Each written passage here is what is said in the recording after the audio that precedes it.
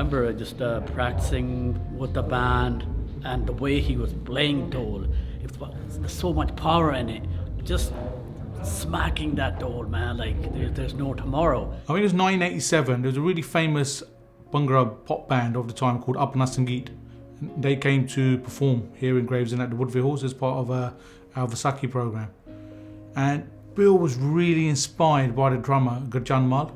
At that time, we couldn't go to India, pick up a dhol drum and bring it back over to the UK. I couldn't go to a local shop or order it online.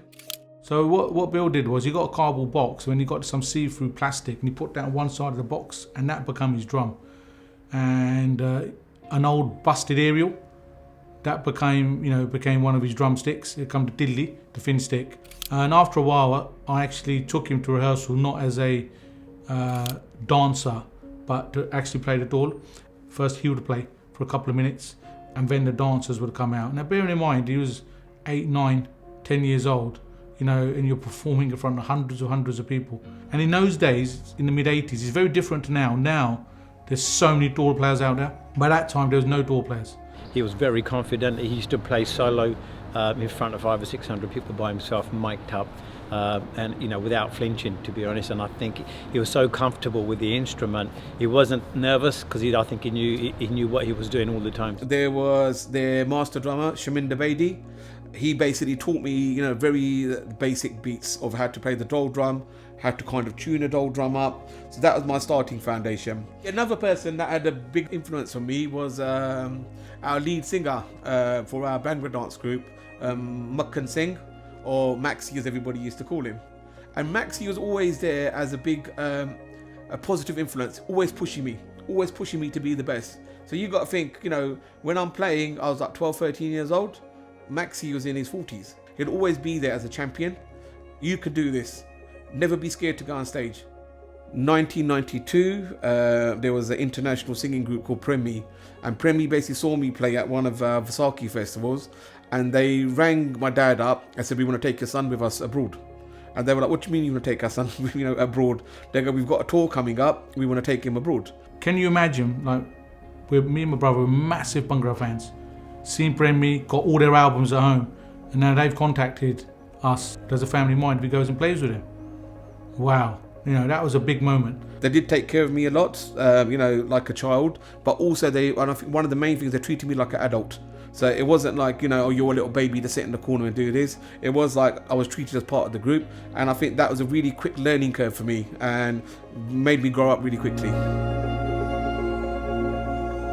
While we were playing with Premi, so they used to be these British Asian Music Awards. So they were taking place at Hammersmith Palais in London. While I was playing there, Jazzy B had just come onto the scene. And Jazzy B's manager, Ambi Belga, was basically sitting on the sidelines. And when we come off stage, they come up to me and goes, "Billy," he goes, really, really good playing. "Do you mind playing with us this evening?" And I was like, "Yeah, I don't mind, literally, I'm there anyway." They were so impressed. Ambi rang me up like a week later and he goes, "Do you mind coming to do a few more gigs with us?" I'm watching basically Jazzy on TV on a VHS video singing the song, and the next couple of weeks later they're asking me to play with him.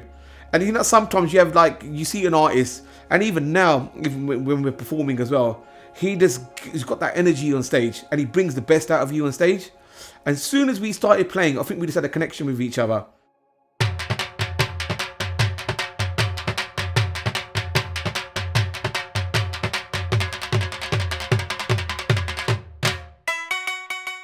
When we go on stage, we're not too serious about it.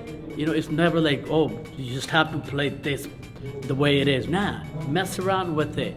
We try to take each other out on stage and stuff. We have fun.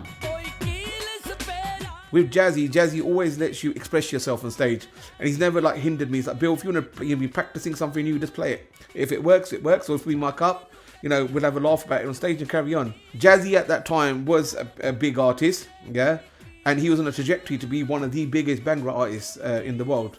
I just remember going on stage, and it's just like, I've never seen 100,000 people before. It's just a sea of people, and it's like, oh my God.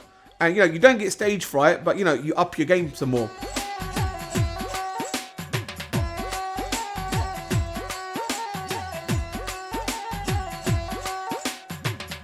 my initial influences when I started the traditional drumming was like, well, why is it only traditional beats that we can learn? Why can't I play a hip hop beat or something like that? So a lot of my style and even like the way I groove, a lot of musicians say the way you groove with the beats, I've just got a unique flow, which I've just learned by putting different genres of music together. I think he's got a very good ear and he's got a very good sense of what he wants to play. So not just myself, I think the whole family are very proud of what he's able to do. And he's still at the top of his game, nearly 40 years after he first started. And the fact he's still innovating. You look at how many dhol players there are in Kent now, the majority of them, not all, but the majority of them would have learned from Bill somewhere along the line. So I think that's part of his legacy as well. I've taught most of Kent at some point. They've come through our classes. But you always get a shining star. One of them was Iran Kelsey, who reminded me of me. Just sometimes you click with people, and me and Iran really clicked on really well. Over a year, he learnt so many beats that some normally takes 2 to 3 years for children to learn. And he's just quick, really quick learning. Really heartwarming when you get a student like that. And unfortunately, Iran passed away at a very, very young age, and it had a very, very big impact on myself. Because I was, saying to me, next year we're going to do this, next year we're going to do this, and the year after, but next year, unfortunately, it never came for him. And again, that did give me a big reality check, because ultimately we are all human. We're not going to be here forever. What's our legacy going to be? What do we leave behind?